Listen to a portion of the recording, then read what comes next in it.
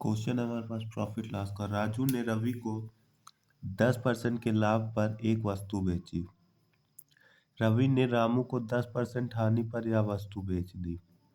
यदि रामू ने रवि को 1485 रुपये का भुगतान किया तो राजू ने रवि को किस मूल्य पर वस्तु बेची। राजू ने रवि को 10% के लाभ पर एक वस्तु बेची। दो टाइप से ये सवाल होता है।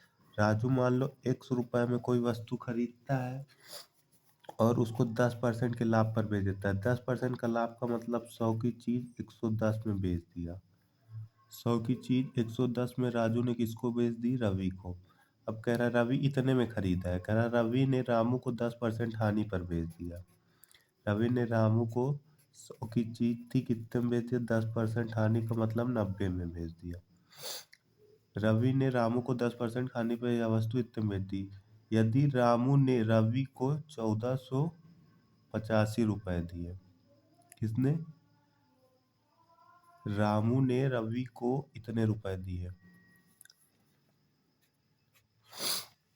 यदि रामू ने रवि को 1485 दिए, मतलब रामू का तो ये सीपी होगा लेकिन रवि का एसपी होगा।